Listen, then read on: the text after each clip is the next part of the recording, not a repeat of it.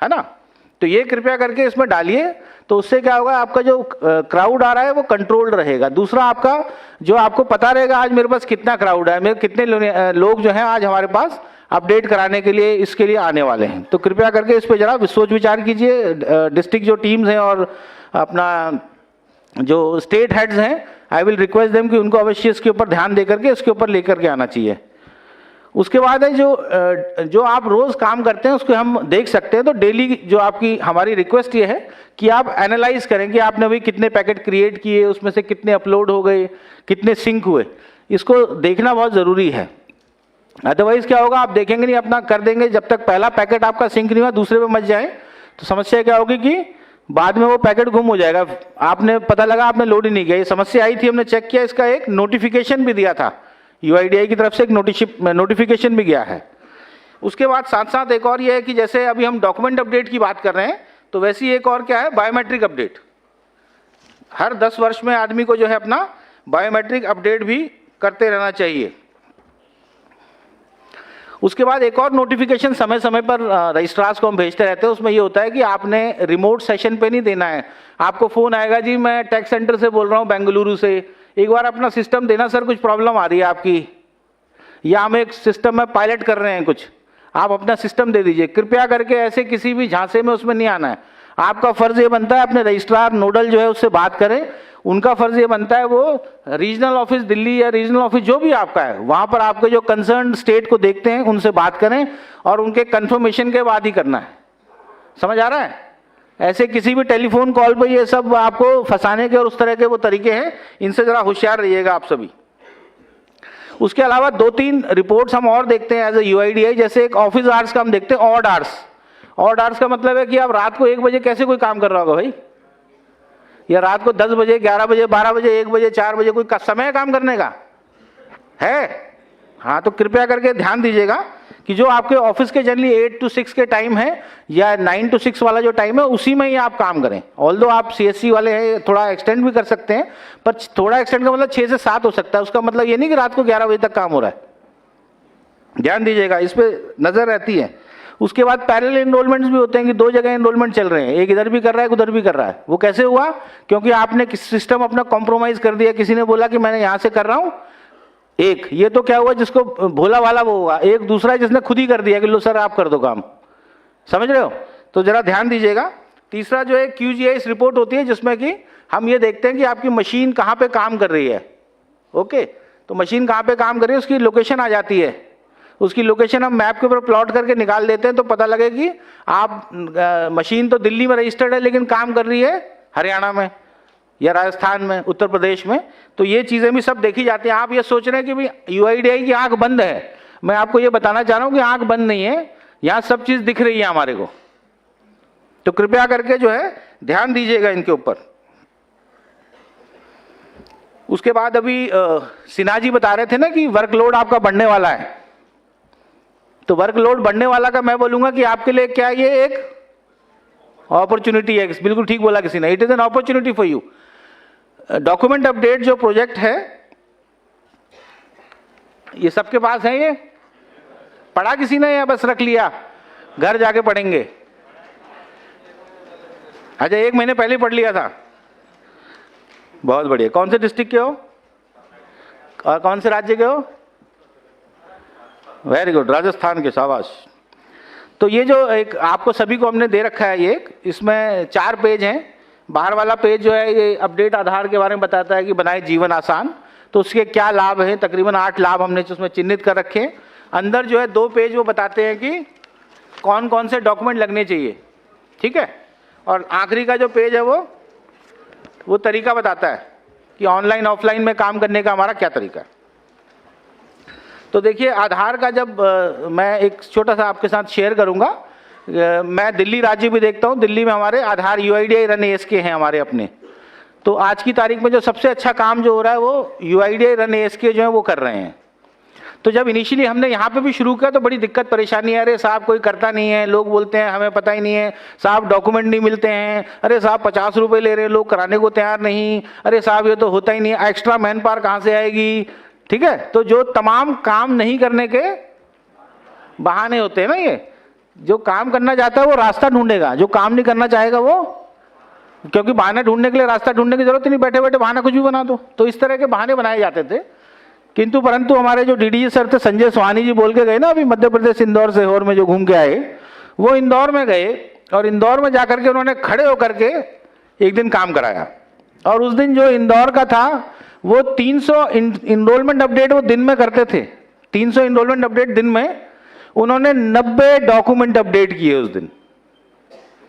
आप ये सोचिए कि वो 300 इनरोलमेंट अपडेट पूरे दिन में वो करते थे और 90 उन्होंने इनरोलमेंट अपडेट एक दिन में किए, वो भी कब? 11 बजे से लेकर के शाम को 7 बजे उस दिन सेंटर बंद करना पड़ा क्योंकि भीड़ इतनी हो गई। तो क्या उन्होंने स्ट्रैटेजी अपनाई, वही स्ट्रैटेजी मैं आप सबके साथ शेयर करना चाहूंगा। तो तब तक हमें भी लगता था शायद नहीं हो सकता, लेकिन जब एक सेंटर में हो गया, अब हम सब पे भी दबाव आया, भाई अब आपके बॉस ही काम करके आ गए तो अब तो करना पड़ेगा।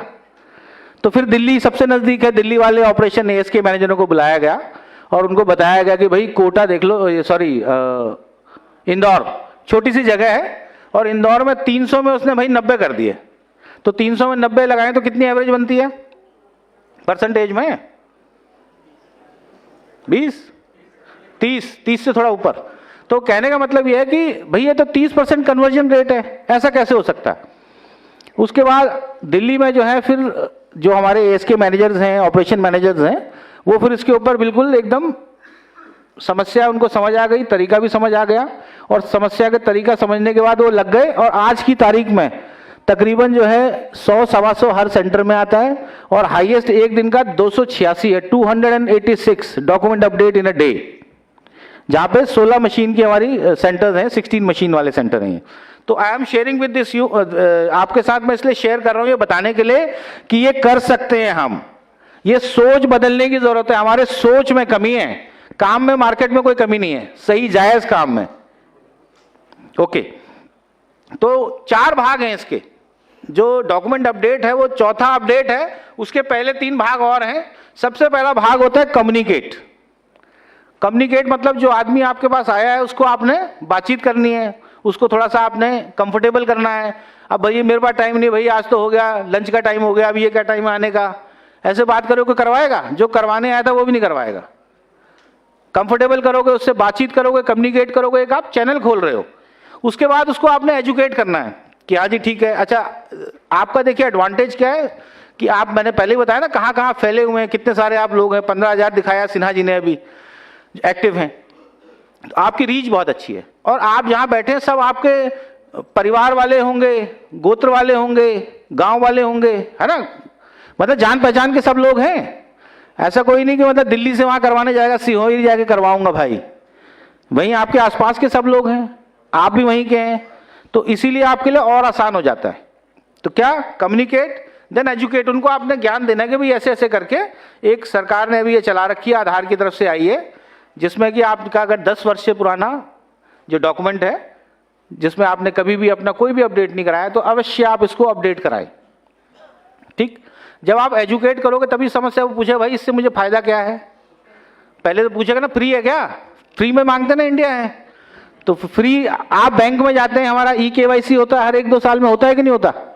फ्री होता है वो, वैसे फ्री होता है, लेकिन बैंक आपसे एनुअल चार्जेस लेता है, सालाना चार्ज भी लेता है ना बैंक। तो जब वो हर 2 साल में कर सकता है, अगर हम 10 साल में करने को कह रहे हैं तो क्या गलत है? उसका लाभ लेकिन किसको है? उसी निवासी को लाभ है। मुझे और आपको तो सिर्फ ये है कि हमें अपना टारगेट अचीव करना है। लेकिन ये भाई साहब यार कमाल के हैं, सुन रहे, मतलब मेरी बातों को ध्यान से सुन के सोच रहे कैसे करूंगा यार, नहीं मतलब मुझे हैरानी है कि मेरे उसमें कोई सो गया। मुझे ऐसे लगता था मैं सोने नहीं दूंगा, बांध के रखूंगा सबको।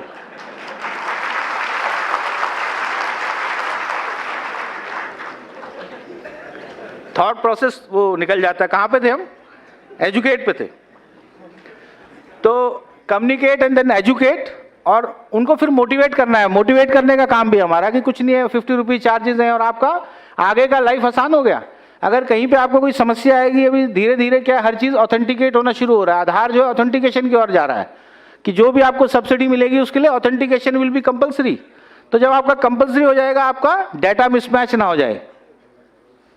सबसे ज्यादा जो है लोग जो आधार का लाभ उठाते हैं वो लोग अवश्य आपसे करवाएंगे, वो ज़रूर आपका जो है। और दिल्ली में तो देखिए सबसे ज़्यादा अवेयर और एजुकेटेड लोग हैं, मतलब यहाँ पे कम पढ़ी लिखी जनता नहीं है, यहाँ ज़्यादा पढ़े लिखे लोग हैं, हर आदमी अपने आप को वीआईपी समझता है।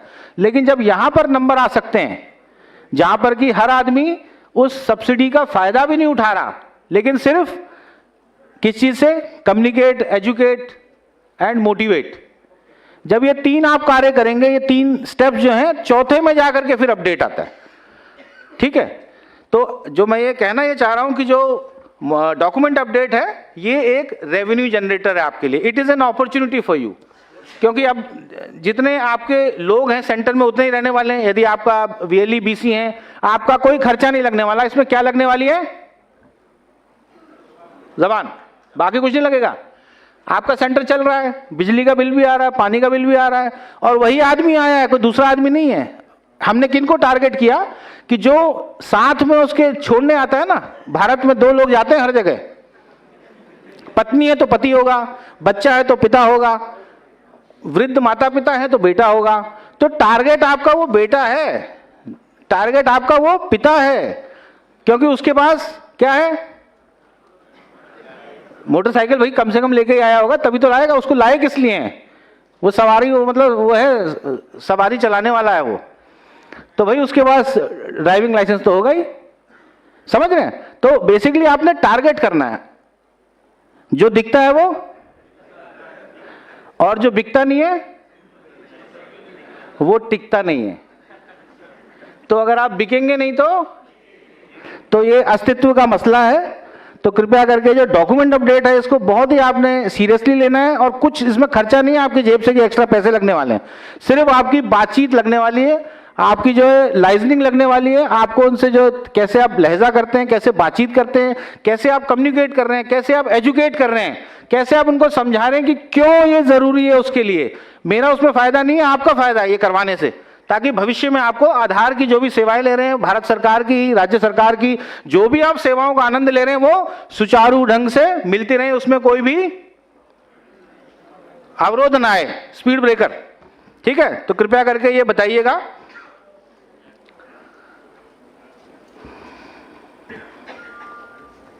अब आधार क्या है, ये किसी को आवश्यकता तो नहीं बताने की, आधार जो है वो सबसे बड़ी एक डिजिटल प्लेटफॉर्म और आइडेंटिटी है ही, जिसमें कि बायोमेट्रिक ऑथेंटिकेशन की हमारे पास सुविधा है। और जो गवर्नमेंट की वेरियस स्कीम्स हैं, चाहे वो केंद्र सरकार की हो, राज्य सरकार की हो, उन सभी को स्कीम्स को आनंद उठाने का, उनको अवेल करने का एक तरीका है। इन सभी को अवेल, अपना सर्विसेज को अवेल करने के लिए क्या आवश्यकता होती है कि हम अपना आधार का ऑथेंटिकेशन कराएं, और उसको लिए ज़रूरी क्या है, अपने डिटेल अपडेट करें। तो जो भी निवासी, हम बोल रहे हैं 10 साल, लेकिन 10 साल का अर्थ ये नहीं है कि यदि कोई अपने स्वेच्छा से करवाना चाहे तो आप उसको मना कर देंगे, समझ रहे हैं। और 10 साल का मतलब ये नहीं कि जबरदस्ती है, कि नहीं भाई बताया था दिल्ली में सर ने, करना है, जाने नहीं दूंगा, ये नहीं है।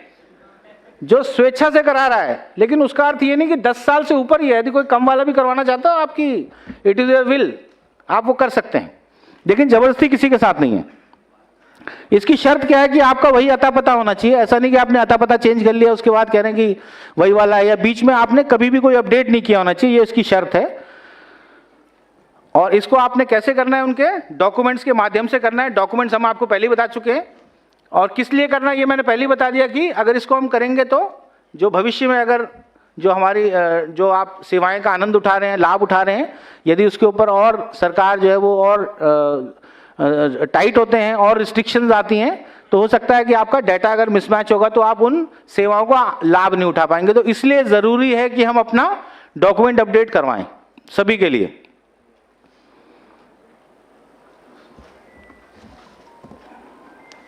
अच्छा, कैसे होगा अभी आप सब, ज्यादातर लोग तो आप कर चुके हैं। अच्छा, कितने लोग जिन्होंने नहीं किया अभी तक डॉक्यूमेंट अपडेट?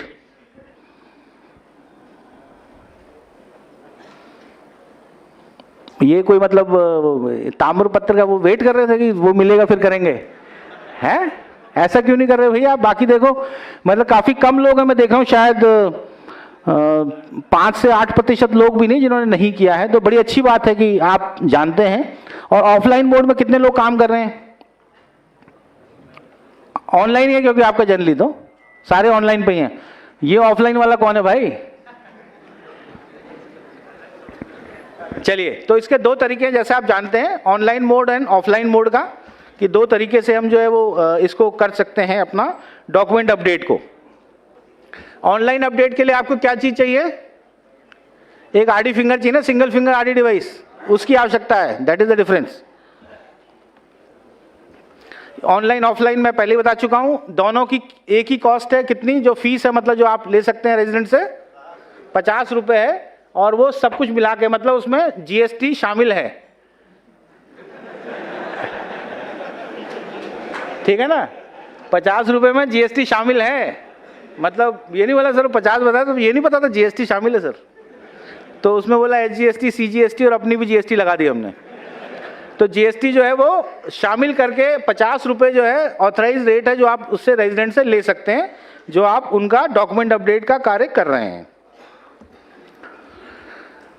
अच्छा, अब ऑनलाइन कैसे करेंगे? इसकी प्रक्रिया क्या है कि ऑपरेटर जो है अपना स्कैन और डॉक्यूमेंट को अपलोड कर लेंगे, और उसकी जो उसकी रिक्वेस्ट है उसको ईसीएमपी में सबमिट कर देंगे। सबसे पहला कार्य वहां से शुरू होता है जहां पे आपने उसको क्या किया, मोटिवेट कर दिया, एजुकेट कर दिया। तो उसमें पहले आपने बीच में ये भी देख लेते हैं कि क्या इसका, आप भैया आधार कार्ड दिखा दो अपना, और क्या देखोगे दूसरी चीज, कोई भी पीओआई डॉक्यूमेंट है आपके पास? मैं उनको बता रहा हूँ वो कैसे टारगेट करते हैं, कैसे मतलब पूछते हैं रेजिडेंट से जब बात करते हैं। हमारे पास क्या है, जो आधार सेवा केंद्र, उसमें लोग अपना पब्लिक ग्रीवेंस को सॉर्ट आउट करने के लिए भी आते हैं कि जी मेरी ये समस्या है, इसको कैसे होगा और ये क्या होगा, या मेरा आधार नहीं बन रहा है, आपके पास भी आते होंगे। तो उसका वो चेक कर लेता है कि भैया क्या डॉक्यूमेंट है। मैं देख रहा था अभी लंच में कितना टाइम है अभी 15 मिनट। नहीं, वो श्रीनिवास जी के पास काफी वो है मसाला, सर वेट कर रहे हैं कि मैं कब छोड़ूं और मैं भी वहां से दे पाऊं आपको, है। तो 50 रुपीज जो है वो चार्जेस हैं। ये प्रोसीजर आप देखना चाहेंगे या ज्ञान है?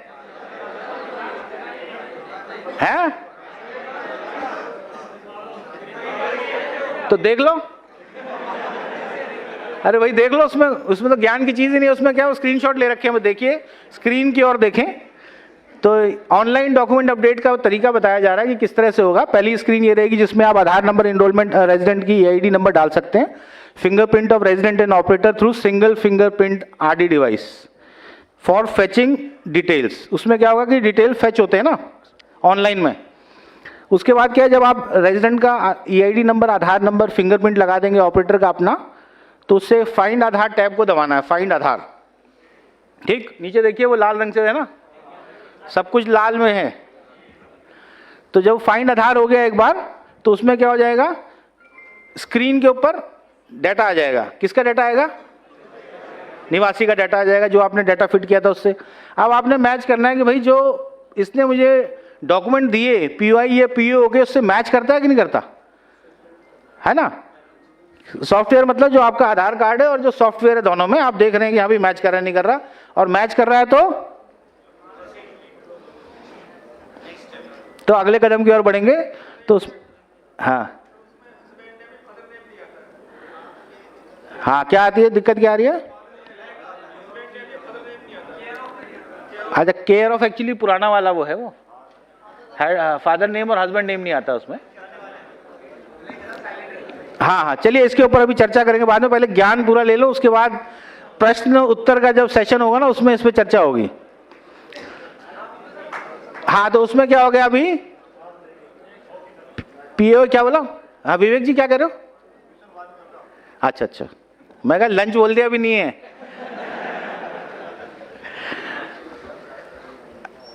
जब आपने एक बार मेल कर दिया पीओ डॉक्यूमेंट, उसके बाद लाल रंग में क्या दिखाया उसने, नेक्स्ट टैब दबा दिया। अब आपने जो है वेरीफाई कर लिए डॉक्यूमेंट्स की, भैया ठीक है मिलते जुलते हैं। रेफरेंसेस विंडो ओपन, ऑपरेटर जो है स्कैन करेगा पीओ डॉक्यूमेंट जो है, और उसके बाद नेक्स्ट टैब दबा देगा। स्कैनिंग करने के बाद और अटैच करने के बाद डॉक्यूमेंट जो है फोटोग्राफ की विंडो खींचेगी, तो या फोटो ले लेगा, और कोई भी रेजिडेंट का एक बायोमेट्रिक आइरिस एक ले लेगा, फिंगरप्रिंट एक ले लेगा, और क्लिक ऑन नेक्स्ट टैब। और उसके बाद जो रिव्यू विंडो आ जाएगी। रिव्यू में क्या होगा, आ जाएगा उसका data. Review window will showcase the verification details. Operator to verify the resident details for final confirmation and click on confirm tab. confirm दबा देगा ना. After confirmation, operator के पास जो है उसकी बायोमेट्रिक अपनी लगा देगा और verify biometric and then click on save. ठीक. और उसके बाद जब ये प्रोसेस डॉक्यूमेंट अपडेट का समाप्त हो जाएगा तो उस पर स्क्रीन पे आ जाएगा कि generate declaration regional request captured successfully will be prompt on screen. Operator क्या करेगा, अपना click print receipt tab and then click on attach document tab for final submission. Print receipt और उसके बाद अटैच डॉक्यूमेंट फाइनल सबमिशन के लिए. और उसके बाद ऑपरेटर अटैच कर देगा रेजिडेंट की साइंड प्रिंट रिसीट और उसके साइंड इनरोलमेंट फॉर्म और क्लिक कर देगा सेव टैब के ऊपर. ये सब कर रखा है ना, ऐसे क्यों देख रहे हो मेरी तरफ फिर. और फाइनली जो है उसके ऊपर अंत में क्या हो जाएगा, complete enrolment for completing the document update request successfully. पैसे तो मिल गए आपको यार, 85 रुपए है लेकिन जीएसटी मिला के. ईसीएमपी ऑफलाइन हाउ, आप देखिए ईसीएमपी ऑफलाइन भी है. ये हमने कौन सा तरीका देखा, ऑनलाइन. वैसे ही ऑफलाइन भी है. दोनों में अंतर क्या है, सिर्फ एक सिंगल फिंगर आईडी डिवाइस नहीं है और दूसरा ऑनलाइन मोड में नहीं. तो आप रियल टाइम वेरिफिकेशन नहीं हो रहा डाटा का, हो रहा है नहीं हो रहा. That is the difference. तो ऑपरेटर इनरोलमेंट जो है लाइफ साइकिल चेंजेस में जाएगा, क्लिक ऑन हाँ लाइफ साइकिल ऑप्शन में जाएगा और सेलेक्ट क्या करेगा, ऑफलाइन डॉक्यूमेंट अपडेट. वो देखिए दाईं तरफ दिख रहा है, राइट हैंड साइड टॉप में. उसके बाद जो है फर्स्ट टैब में डेमोग्राफिक डिटेल्स, उसमें ये जो है आधार नंबर डाल देगा, उसका निवासी का नाम डाल देगा, जो उसकी फिजिकल कॉपी है उसके हिसाब से. और इसमें ध्यान ये रखना है कि इसमें कोई भी जो है नाम वगैरह चेंज नहीं होने वाला उसका आधार डाटाबेस में. उसके बाद रेफरेंसेस टैब जो है अपलोड, उसमें पीओ डॉक्यूमेंट को कर दिया जाएगा. रेजिडेंट जो है अपना proof of identity, proof of address document देगा, किसमें, ओरिजिनल में, फोटोकॉपी ओरिजिनल में होना चाहिए. ठीक है. और उसके बाद आप दबाएंगे तो ड्रॉप डाउन मेनू में आ जाएगा कौन सा वाला डॉक्यूमेंट है. ठीक है ना, ड्राइविंग लाइसेंस से क्या है वो आपने उसको सेलेक्ट कर दिया. और उसके बाद स्कैन द रेजिडेंट के जो डॉक्यूमेंट आपने स्कैन कर दिए, नेम एड्रेस जो आधार कार्ड में थे. उसके बाद अगले स्टेप में आप क्या करेंगे, facial image and biometrics capture करेंगे, जो कि सेम हम उसमें भी कर रहे थे ऑनलाइन में. कोई भी एक एट्रीब्यूट हो सकती है बायोमेट्रिक्स की, राइट लेफ्ट आइरिस, दोनों अंगूठे, fingerprint, left hand right hand, जब भी हम इनरोलमेंट कर रहे हैं. लेकिन ये रियल टाइम बेसिस पे वेरीफाई नहीं होगी. और रिव्यू सेक्शन में केयरफुली चेक करना है आपने जो भी डिटेल्स थे हमारे रेजिडेंट्स के, और उसको फिर क्या करना है, कंफर्म और फिर थैंक यू. चलिए, तो मुझे आशा है कि मैं शायद सफल रहा. एक आध कोई देखो, हर कक्षा में एक ना एक विद्यार्थी होता है जो चैलेंजिंग होता है, तो एक चैलेंजिंग थे आदमी, लेकिन मैं आप सबको बांध पाया. और मुझे उम्मीद है, मुझे विश्वास है, बल्कि उम्मीद ही नहीं, कि डॉक्यूमेंट अपडेट जो इसको एक बहुत बड़ा, जैसे आप फील्ड पे जाने वाले हैं, आप 500 लोग कब जा रहे हैं, कल, मतलब कल परसों से जो एकदम से हमारे सिस्टम के ऊपर ओवरलोड कर दोगे आप लोग, है ना. इतना काम आने वाला है, इतना काम आप लोग इस अपॉर्चुनिटी को अवेल करने वाले हैं. इस नॉलेज को जो आपने यहाँ ग्रहण करने वाले हैं, सीखने वाले हैं, अपने तक मत रखिएगा. कृपया पास इट ऑन. 2-3-4 लोगों को अवश्य दें. उन 2-3-4 को बोलो आगे 2-3-4 को दें. चेन सिस्टम सुना है ना, कौन सी पिक्चर में था,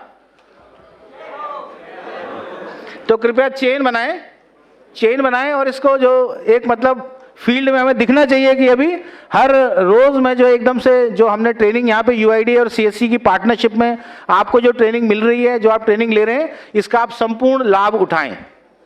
तो ये मैं आशा कर सकता हूं आप सबसे. ये ऊपर वाले कुछ नहीं बोल रहे हैं, वो लंच के वो पहले देख रहे हैं, पीछे हम उतरेंगे. तो आप करेंगे ये काम अभी. चलिए, बहुत बहुत धन्यवाद. Thank you very much.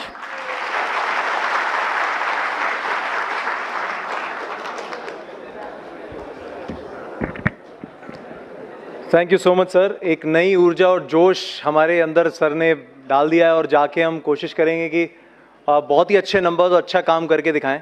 और जैसा सर बोल रहे थे, ट्रेनिंग से पहले हम लोग खाने ढक्कन नहीं खोलेंगे हम लोग, ठीक है. वो सीखने के बाद ही हम लोग उसकी शुरुआत करेंगे. तो कुछ और नए सेशंस के साथ कुछ और नई जानकारी लेंगे बिफोर द ब्रेक, ठीक है. तो ध्यान से सुनिएगा. तो एक बार फिर से मैं सर का धन्यवाद करता हूँ कि उन्होंने इतने अच्छे से हमें ये समझाया.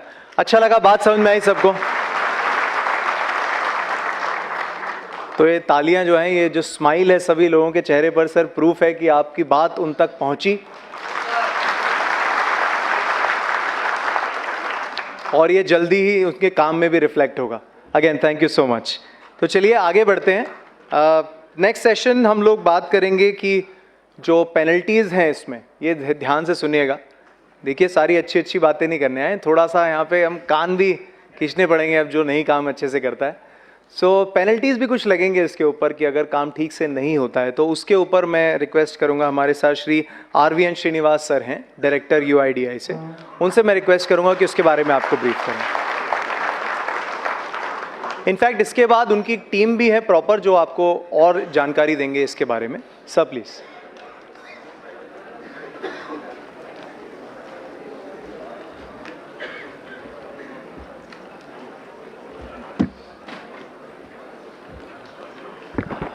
Good afternoon. लंच के पहले ये बहुत टिपिकल समय है, जो नींद आती है, भूख लगती है, सुनने में कोई दिक्कत होती है, इसीलिए हमने सोच पोच के पेनल्टीज़ की सेशन लगी हुई है अभी, क्योंकि जो भी नींद होते हैं ना वो उड़ जाती है एकदम।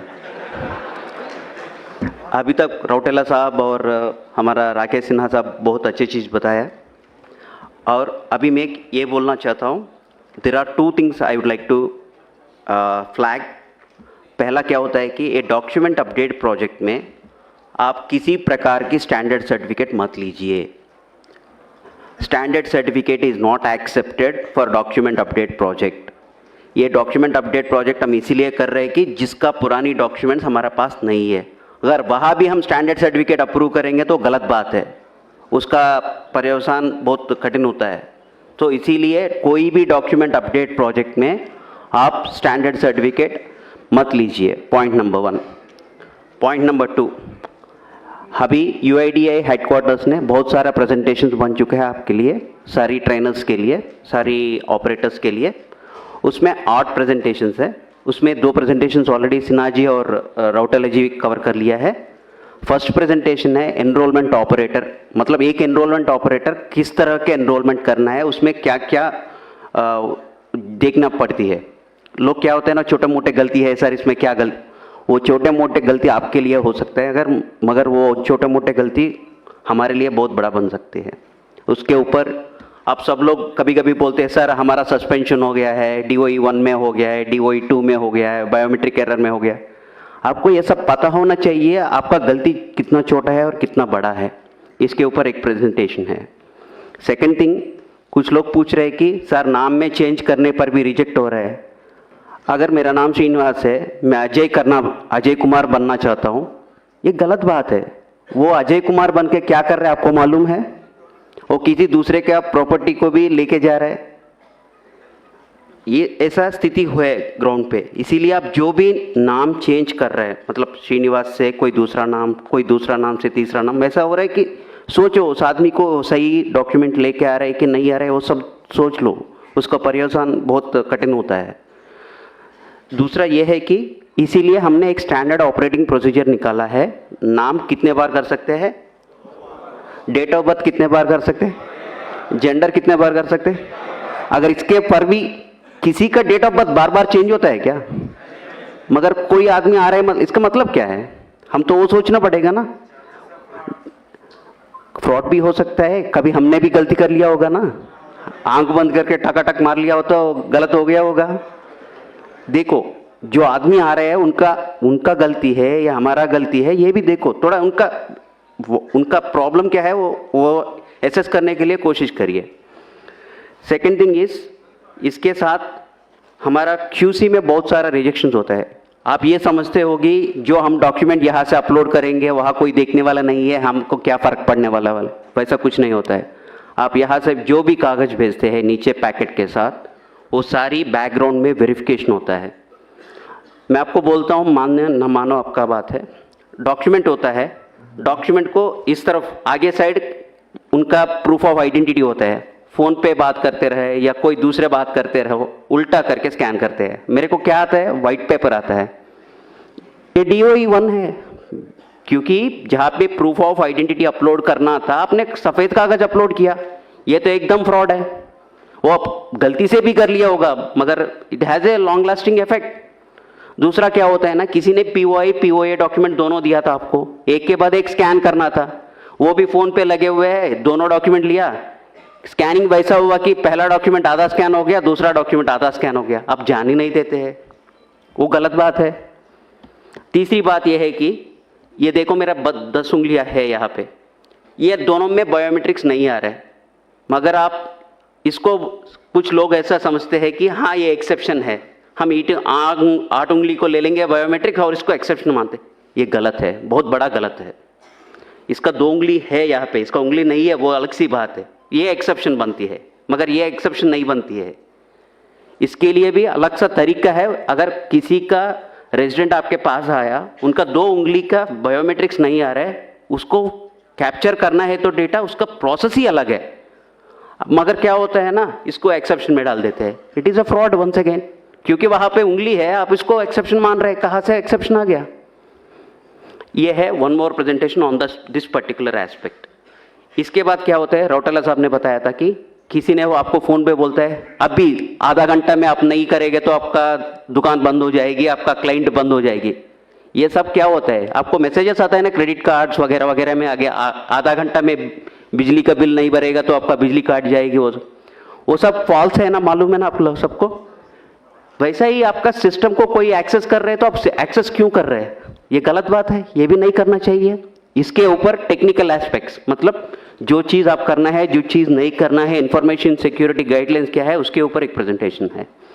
इन एडिशन टू दैट, जो नीचे ग्राउंड पे लोग होता है ना, कभी कभी क्या होता है ना, आपको लगता है ये बहुत ट्रिवियल है, इंटरनेट केबल उस दिन ठीक से नहीं लगाया होगा, वो बोलते हैं आधार वाले ने आज सर्वर चालू नहीं किया, मेरे को सिस्टम नहीं ऑनलाइन हो रहा है। वैसा भी स्थिति है ग्राउंड पे, छोटे मोटे चीज़ होता है, कभी कभी आपका सिस्टम को रीस्टार्ट करना पड़ता है, एक सर्विस को रीस्टार्ट करना पड़ता है, वो कुछ भी नहीं करते हैं, बोलते हैं आज आधार का सर्वर काम नहीं कर रहे, वो गलत बात है। ये छोटे मोटे, बहुत छोटे मोटे चीज़ है जो हम मोबाइल सब लोग यूज़ करते हैं, अगर कुछ हैंग हो गया तो रीस्टार्ट करेंगे तो काम करते हैं। वैसा कुछ चीज़ें हैं जहाँ पे आपको ध्यान दे के, जो आपको 5-10 मिनट में प्रॉब्लम सॉल्व कर सकते हैं, मगर क्या होता है ना, लोग सोचते हैं कि ये गलत हो गया कुछ, आज सिस्टम नहीं चल रहा है, ये भी गलत है। इसके ऊपर एक प्रेजेंटेशन है, टेक्निकल एस्पेक्ट्स, मतलब आपकी क्लाइंट को कैसा देखना है, उसमें छोटा मोटा प्रॉब्लम्स आ गया तो कैसा करना है। तीसरा प्रेजेंटेशन ये है कि आपको हर दिन GPS आपको सिंक करना होता है, मगर क्या होता है ना, कभी कभी जल्दीबाजी में आप GPS कनेक्ट करने के टाइम पे उसका जो समय देना है 30 सेकंड या 15 सेकंड का टाइम देना है, आप नहीं देते हैं। आपका लैटिट्यूड लॉन्गिट्यूड आता है 00 लैटिट्यूड लॉन्गिट्यूड कहाँ पे है, इक्वेटर पे है, वो इंडिया में है क्या? जो उस दिन आपने मान लो 300 पैकेट्स कर लिया, 200 पैकेट्स कर लिया, सब खराब हो गया, क्योंकि ये इंडिया में नहीं हुआ है। हमको ये मानता है कि हमारा इंडिया का लैटिट्यूड लॉन्गिट्यूड आएगा तो हम प्रोसेस करेंगे, मगर आप 00 लैटिट्यूड लॉन्गिट्यूड ले ले या कोई दूसरे जगह का लैटिट्यूड लॉन्गिट्यूड, ये सब क्या होता है ना, जल्दबाज में होता है। ऐसा काम बंद करिए, थोड़ा सा 2-3 मिनट का आप टाइम दे दिया तो सब लोग ऐसा नहीं कर रहे, 1% 2% ही लोग करते हैं वैसा, वो भी जानबूझ के नहीं करते हैं। जहाँ पे टेक्निकल एस्पेक्ट्स पे ध्यान देना है वो नहीं देगा तो ये ऐसा छोटा मोटा एरर्स होता है। ये आपके लिए भी कष्ट है, जो आपके पास काम करने के लिए आया था उसका भी कष्ट है। ये बोलेगा अगर इसके शॉप में जाएंगे तो कभी भी मेरा आधार नहीं आता है, ये भी फैला जाता है तो आपके पास कोई भी नहीं आता है। देखो छोटा सा चीज कितना महंगाई पड़ जाएगी। Now coming back to our original presentation, मैंने इतना सारा बोल दिया, मैंने DOE1 एरर, नाम क्यों नहीं चेंज करना है, जेंडर क्यों नहीं चेंज करना है। कभी कभी क्या होता है ना, आपको मालूम है उसने गलत डॉक्यूमेंट लाया हुआ है, वो बोलता है ज़बरदस्ती करता है आपके ऊपर, ये डॉक्यूमेंट अपलोड करो, आप करते हैं, मगर अगर वो आदमी सही नहीं है तो उसका क्या होता है, उसका रिपरकशन ज़्यादा होता है, आपको देखना पड़ेगा इसको, देख कैसे होगा। सो उस स्थिति में क्या क्या कंप्लेन, अगर जानबूझ के किया या आपने ज़बरदस्ती में किया, अगर कहीं वैसा गलती काम हो गया तो व्हाट इज़ द रिपरकशंस, मतलब आपके ऊपर क्या क्या पड़ सकता है। ये डराने के बात नहीं है, आपको ये सब मालूम होना चाहिए।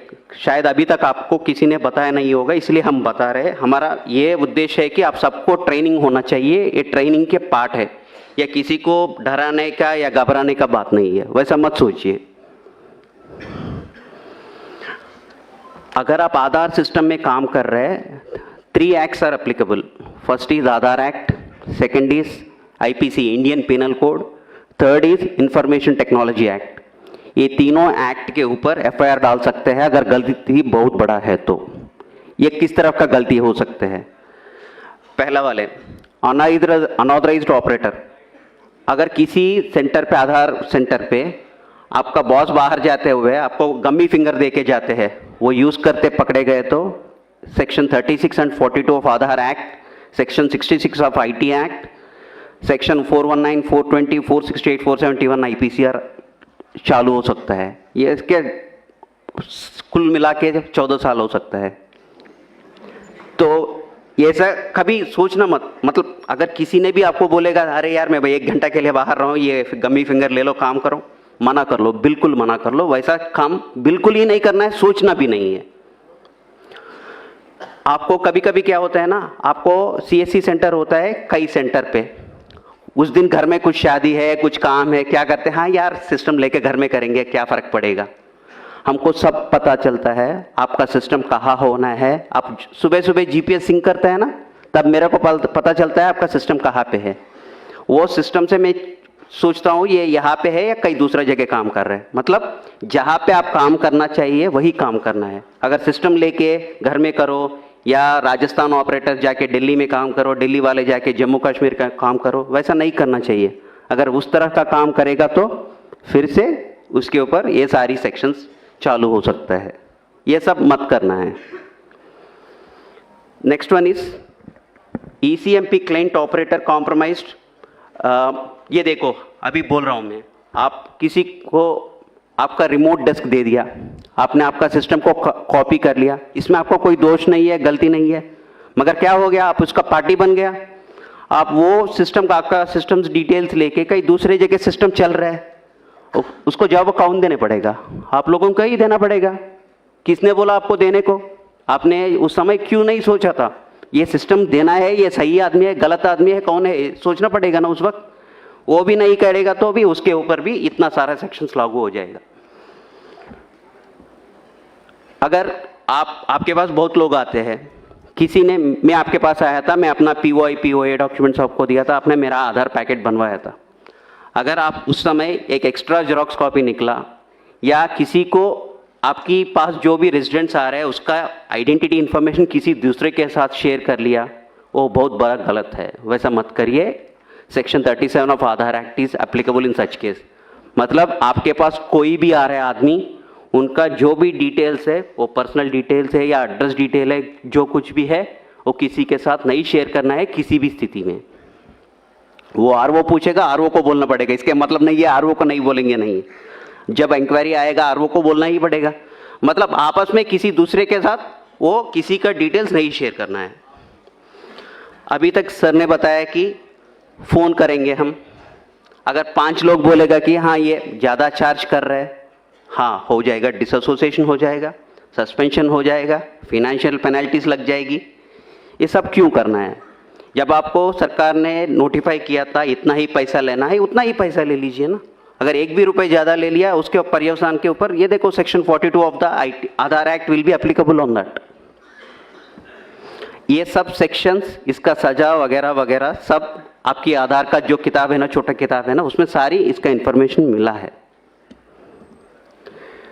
ये देखो, appropriating the identity of an Aadhaar number holder by changing or attempting to change the demographic or biometric information of an Aadhaar number holder. ये मैं वो ही बोल रहा हूँ, किसी दूसरे का आधार व्यक्ति का, मान लो मेरा नाम श्रीनिवास है, आपको मालूम है मेरा नाम श्रीनिवास है, कोई मैं आके आपको बोला अरे यार मेरा नाम श्रीनिवास से कुमार राकेश सिन्हा कर लो, मैं कुछ काम करना है उसके नाम पे बोल के बोलेगा, तो आप उसमें पार्ट मत लेना। वो सारी वैसा ट्रांजैक्शंस को, सस्पिशियस ट्रांजैक्शंस है, उसको एंकरेज मत करो और से strong on such transactions and don't encourage such transactions. उसका बहुत बड़ा असर हो जाता है। दूसरा यह है कि pretending to be an agency unauthorised to collect identity information of resident. आप सीएससी पहले था, अभी किसी के कारण से आपका डिसकंटिन्यूएशन हो गया है, आप लोगों को ये मत बताना कि हाँ अभी भी मैं आधार का ऑपरेटर हूँ, मैं काम कर सकता हूँ, आपका ये करवा सकता हूँ, वो करवा सकता हूँ बोल के मत बताना। अगर वो भी करेगा वो भी गलत है, उसका भी पेनल्टी 3 साल की है सज़ा है और 10,000 की पेनल्टी है। और दूसरा ये है कि intentionally transmitting information collected during enrolment authentication to unauthorised person, मतलब आप पहले भी वही बताया था, किसी के साथ आप इन्फॉर्मेशन शेयर करेगा तो 3 साल की सज़ा और 10,000 का पेनल्टी, कभी कभी 1 लाख की पेनल्टी भी हो सकता है कि कंपनी के ऊपर, अगर कंपनी इन्वॉल्व है तो उसमें। ये unauthorised access to central identity data repository, मतलब कोई दूसरा की तरफ से कंप्यूटर के साथ कोई सॉफ्टवेयर डुप्लीकेट सॉफ्टवेयर यूज़ करके जो भी करेगा वो सब ऑलरेडी एक्ट में इंक्लूडेड है। अगर कोई भी इसमें जानबूझ के या गलती से भी आप इसमें इन्वॉल्व हो गया तो इसका पर्यवसान बहुत अलग सा है। इसलिए अब जो भी इंटेंशनली और intentionally don't get involve in that activities. अगर जो भी टैंपरिंग ऑफ डेटा करना चाहते हैं, मतलब डेट ऑफ बर्थ मेरा है 2005, मैं आपको बोलता हूँ 2010 करवा लो भाई, अगर वो कुछ प्रोसेस में कुछ करना शुरू कर लिया वो भी बड़ा imprisonment up to 10 years in such cases, वो वैसा मत करिए। Unauthorized use of identity information of an individual by requesting entity or offline verification, ये क्या है ना, कभी कभी सर ने सुबह बताया था ना, एक आइडेंटिटी कैसा पता होना चाहिए, QR कोड स्कैन करने से उनका आइडेंटिटी पता चलेगा। अब QR कोड स्कैन करके कोई दूसरे वाले को ये मत बताना इनका इन्फॉर्मेशन डिटेल्स क्या है, जिसका चाहिए वो करेगा, आपका नहीं है, जिम्मेदारी नहीं है वो। Failing to comply with requirements of the Aadhaar act, मतलब CSC के ऊपर आपके बहुत जिम्मेदारी है, आप CSC के लिए काम कर रहे हैं, मतलब इसके आपके ऊपर भी बहुत सारे जिम्मेदारियां हैं। आप अगर वो कंप्लाई ना करेगा तो उसके ऊपर भी पेनल्टीज होता है।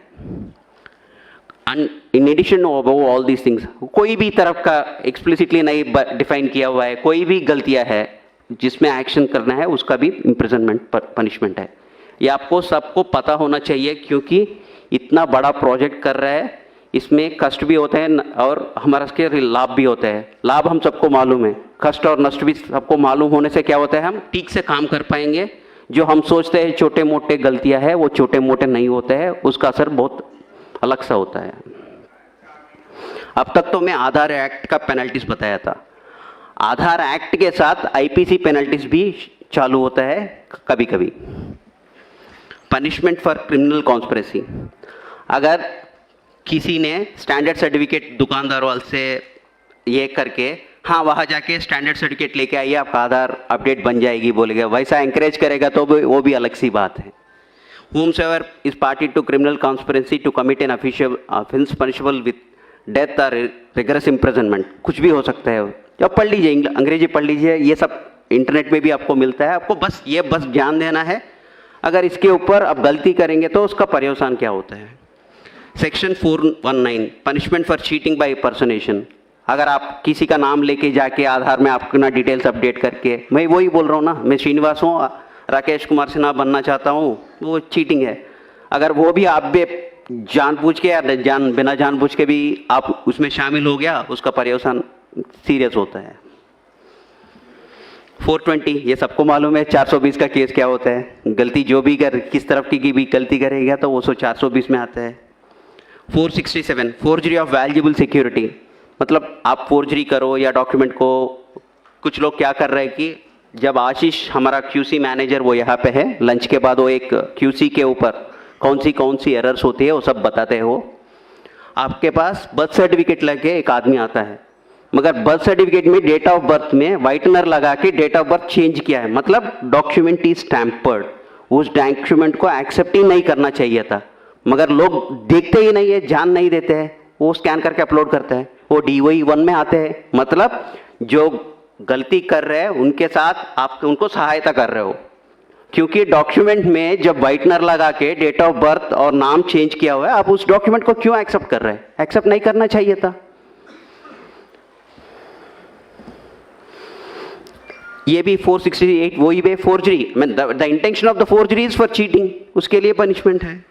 471 यूजिंग ए जेन्यून फोर्ज डॉक्यूमेंट और इलेक्ट्रॉनिक रिकॉर्ड, मतलब आपको ये मालूम है ये जेन्यून रिकॉर्ड नहीं है, फिर भी आप यूज कर रहे हैं इसको आधार जनरेट करने के लिए। सर ने बताया था ना सुबह 11% आपका रिजेक्शन हो रहा है, मतलब आप 10 लाख ट्रांजैक्शंस कर रहे हैं, उसमें 1,10,000 ट्रांजैक्शंस आर गेटिंग रिजेक्टेड, उसमें 9% of the documents are rejected for want of the proper documents, list of applicable documents. आप लिस्ट ऑफ एप्लीकेबल डॉक्यूमेंट्स से नहीं करते हो, कोई दूसरा डॉक्यूमेंट लेके करते हो, that is a serious offence. In addition to that, जो मैंने बोला था ना, वो white paper scanning, dual scanning of 2 papers एक साथ, जो टैम्पर्ड डॉक्यूमेंट, कभी कभी नाम में गैजेट नोटिफिकेशन भी एडिटिंग कर रहे हैं एडोब फोटोशॉप के साथ। अगर कोई भी आपके पास गैजेट नोटिफिकेशन लेके आ रहे हैं, आप देख लो वो सही है कि नहीं है, क्योंकि लोग उसके भी फोटोशॉपिंग करके आ रहे हैं। थोड़ा ध्यान से रहिए, वो बहुत बड़ा ये पंगा हो जाएगा। आप जो भी डॉक्यूमेंट, कोई भी प्रकार के डॉक्यूमेंट लेके आपके पास आ रहे हैं, specially name change, date of birth change, gender change का कोई भी आ रहा है, अगर वो कोई भी डॉक्यूमेंट लेके आ रहे हैं और उनका एक्सेप्शन हैंडलिंग प्रोसेस में आ रहा है, मतलब उनका इंटेंशन सही नहीं होगा। कभी कभी आप देख लीजिए उनका डॉक्यूमेंट सही है कि नहीं है। अगर आप संतुष्ट नहीं है तो आप सीधा सीधा बोल दीजिए कि सर ये डॉक्यूमेंट से मेरे दुकान में नहीं होगा, मेरे सेंटर में इसका अपडेट नहीं चलेगा। सीधा बताइए, कोई गलती नहीं है उसमें। मगर आप जहाँ आप फील होते हैं कि ये डॉक्यूमेंट करने से मेरे को कोई अच्छा नहीं लग रहा है, मेरे को कुछ डाउटफुल लग रहा है, सस्पिशियस लग रहा है, आप उससे दूर रहिए ना, उसमें इन्वॉल्व ही मत हो जाइए उसमें। नाउ, हमने अभी तक आधार एक्ट का कानून का सेक्शन सुन लिया, आईपीसी का सेक्शन सुन लिया, अभी है आईटी एक्ट। ये तीनों एक्ट एक ही साथ लागू होता है। अगर किसी ने गलती किसी प्रकार की भी कर लिया तो तीनों एक्ट एक ही साथ लागू हो सकता है। Section 65, tampering with computer source document, मतलब वही है, कंप्यूटर में स्कैन करके अपलोड कर रहे हैं, वही है। सेक्शन 66, कंप्यूटर रिलेटेड ऑफेंसेस, ये वही है। कंप्यूटर के साथ अगर किसी ने डुप्लीकेट सॉफ्टवेयर बनाया, उसके ऊपर काम कर रहे हैं, वो भी एक सेक्शन है।